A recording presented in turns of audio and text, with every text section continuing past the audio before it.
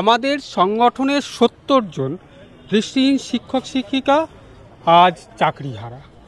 তো আমাদের প্রধান যে দাবি, যে জন্য আমরা এখানে এসেছি, সেটা হচ্ছে যে আমাদের এই ৭০ জন শিক্ষক শিক্ষিকা তারা কোনো অপরাধের সঙ্গে যুক্ত নয়।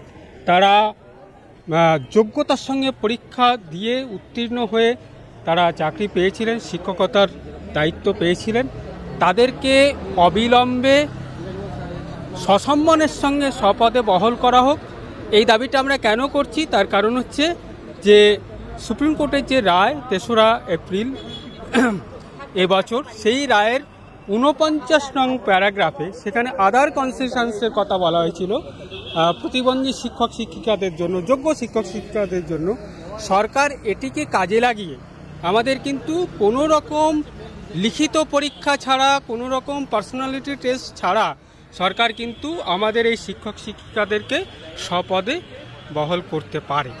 বাংলা হান্টের আরো খবর দেখতে নজর রাখুন। বাংলা খবর মানেই বাংলা হান্ট।